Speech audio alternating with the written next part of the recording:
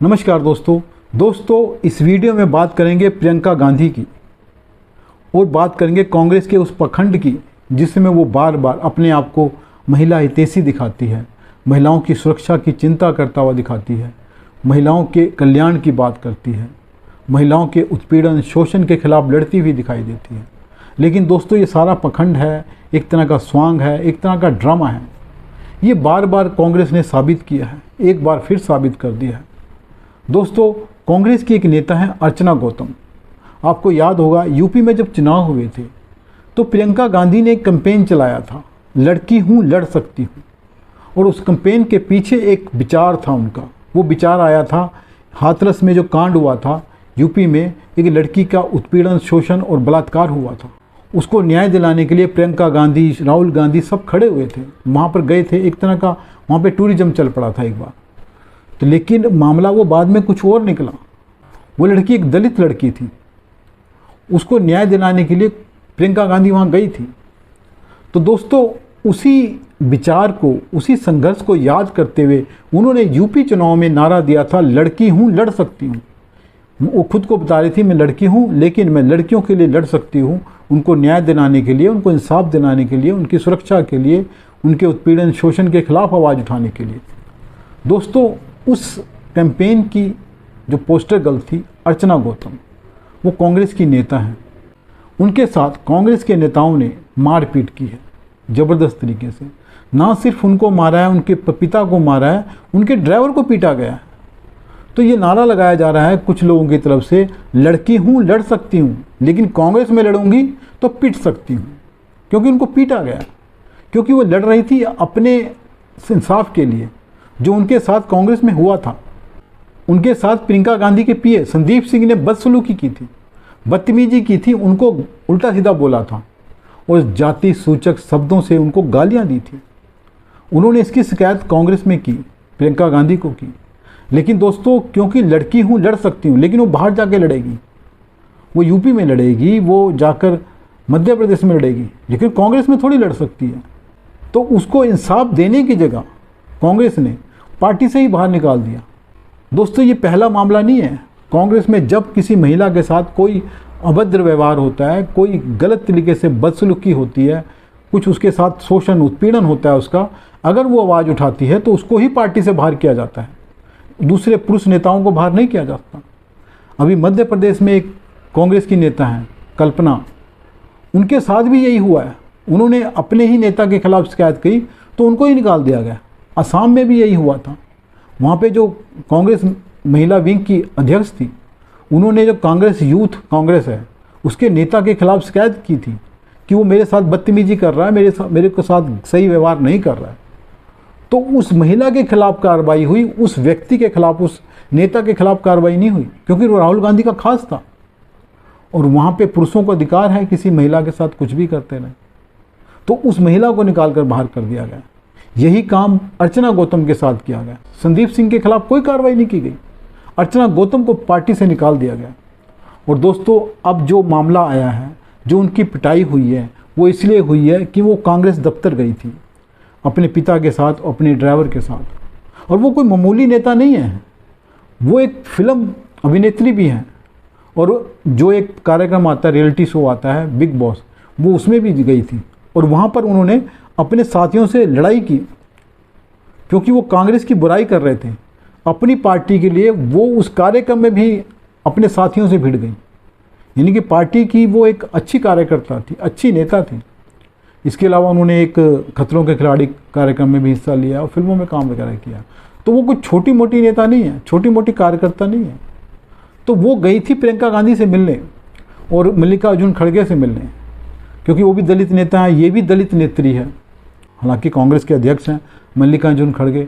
वो उनको बधाई देने की थी, इसलिए कि महिला आरक्षण जो कानून अभी पास हुआ है वो उसके लिए बधाई देने गई थी कि भाई अच्छा काम हुआ है, महिलाओं को एक आरक्षण मिल गया है, वो लड़कर संसद में लड़कर चुनाव लड़कर आ सकती हैं। वो उनसे मिलने गई थी और प्रियंका गांधी से भी मिलने गई थी, क्योंकि उनकी तो पोस्टर गर्ल थी। तो वहाँ पर उनको उनसे मिलने नहीं दिया गया, उनको गेट पर ही रोक दिया गया। कहा गया कि आपकी एंट्री नहीं है, आपकी एंट्री पर रोक लगी हुई है, क्योंकि उनको पार्टी ने निकाल रखा है। लेकिन दोस्तों ठीक है, उनको पार्टी से निकाला गया है, ठीक है, उनको नहीं मिलना था खड़गे जी को, उनसे नहीं मिलना था प्रियंका गांधी को, ठीक है, लेकिन उनको पीटने की क्या जरूरत थी? उनको पीटते पीटते सड़क पर लाया गया और पीट पीट कर उनको भगा दिया गया, उनके पिता को भी मारा गया। ठीक है, अर्चना गौतम से कोई समस्या थी, उनकी पिटाई की गई, उनके पिता की भी पिटाई की गई और उनके ड्राइवर को भी पीट दिया गया। ये कैसी गुंडागर्दी है कांग्रेस की, जो ये कहती है कि लड़की हूँ, लड़ सकती हूँ, लेकिन लड़की लड़ेगी कांग्रेस से अपने हक के लिए, अपने इंसाफ पाने के लिए, तो उसको पीट पीट कर आप सड़क पे ले जाओगे, वो भी एक दलित लड़की को। और वैसे आप पूरी देश में हल्ला मचाओगे कि हम दलितों के लिए लड़ने वाले हैं।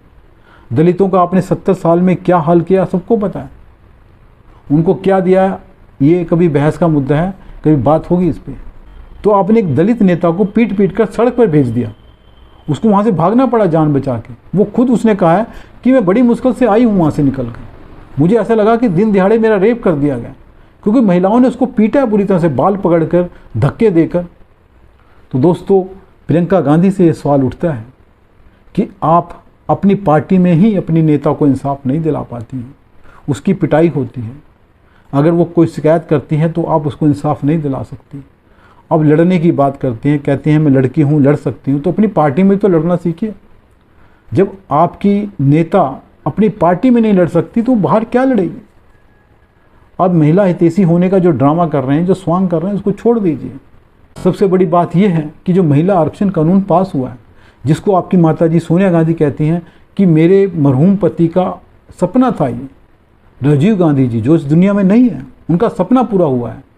तो दोस्तों, सवाल तो ये भी पैदा होता है कि जो सपना सोनिया गांधी खुद पूरा नहीं कर पाई, 10 साल उनकी सरकार थी, वो सरकार की सुपर पीएम थी, पीएम वही कर रहे थे जो वो करवा रही थी। इसके अलावा वो यूपीए की भी अध्यक्ष थी, पूरी सरकार उनके कंट्रोल में थी। इसके बावजूद 10 साल सरकार रहने के बावजूद वो ये कानून पास नहीं करा पाई। जो कानून उनके हर तरह के प्रयत्न के बाद, प्रयास के बाद पास नहीं हो सका, जो उनके बस का नहीं था पास कराना, उसको मोदी जी ने पास किया है। जब मोदी जी ने उनके पति का सपना पूरा कर दिया है जो उनसे नहीं हुआ था, तो मोदी जी की प्रशंसा में उन्होंने एक शब्द भी नहीं कहा। इसके विपरीत वो उसका श्रेय लेना चाहती हैं। दोस्तों, उसी महिला आरक्षण कानून के पास होने की बधाई देने तो अर्चना गौतम गई थी, और क्या करने गई थी? तो उसको पीटने की क्या जरूरत थी? दोस्तों, सवाल तो ये होता है।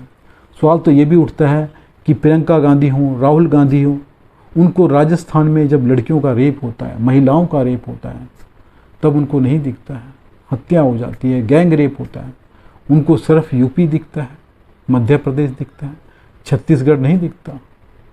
चलो, कांग्रेस के जो शासित राज्य हैं वहाँ वो नहीं जा सकते कि उनका नुकसान हो सकता है, तो उनको बंगाल नहीं दिखता, उनको दूसरे वो राज्य नहीं दिखते हैं जहाँ पर भाजपा नहीं है। उनको वहीं पे इंसाफ लेना है जहाँ पे भाजपा शासन कर रही है। कांग्रेस जहाँ शासन कर रही है वहाँ इंसाफ महिलाओं को नहीं मिलेगा, जहाँ वो इंसाफ दिला सकते हैं क्योंकि उनकी ताकत है वहाँ पर। राजस्थान में अगर किसी महिला को इंसाफ की ज़रूरत है तो वो दिलवाया जा सकता है इनके द्वारा, क्योंकि इनकी सरकार है। लेकिन वहाँ ये जाते नहीं, वहाँ चुप हो जाते हैं, बिल्कुल बात भी नहीं करते हैं उसकी, जैसे कुछ हुआ ही ना हो। लेकिन यूपी में अगर हाथरस में कोई कांड हो गया तो ये सारी पार्टी पहुंच जाती है वहाँ पे, इंसाफ दिलाएंगे। वहाँ तुम कौन सा इंसाफ दिलाओगे जब अपनी पार्टी में ही महिला कार्यकर्ताओं को, महिला नेताओं को आप इंसाफ नहीं दिला सकते? दोस्तों, बहुत बड़ा सवाल खड़ा हो रहा है। ये जो स्वांग है, ये ड्रामा है, छोड़ देना चाहिए, और दलित हितैषी होने की बात भी छोड़ देनी चाहिए। दलितों की बात तो कांग्रेस को करनी ही नहीं चाहिए। इतने बड़े नेता थे कांग्रेस के, जगजीवन राम बहुत ही काबिल नेता थे। उनको जब भी प्रधानमंत्री का बनने का मौका आया तो कांग्रेस ने उनको एक किनारे कर दिया।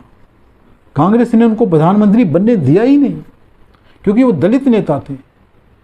और तो और, जब वो कांग्रेस में थे तब तो उनको प्रधानमंत्री बनाया नहीं। जब जनता पार्टी की सरकार आई तब भी उनको वहाँ भी प्रधानमंत्री नहीं बनने दिया, वहाँ भी जाकर कांग्रेस ने टांग अड़ा दी।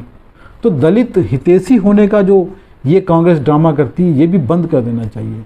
ना कांग्रेस महिला हितैषी है, ना ही कांग्रेस दलित हितैषी है। जो आरक्षण दलितों को मिला हुआ है वो कांग्रेस ने नहीं दिया है, और महिलाओं को जो आरक्षण आज मिला है वो भी कांग्रेस ने नहीं दिया, वो मोदी जी ने दिया है। वो तो ज़बरदस्ती श्रेय लेने की कोशिश भी नहीं करनी चाहिए। दोस्तों, कांग्रेस का जो ड्रामा है, जो स्वांग है, वो आप उसको देखिए, समझिए। नमस्कार दोस्तों, अगर वीडियो पसंद आए तो लाइक करें, चैनल को सब्सक्राइब करें। धन्यवाद दोस्तों।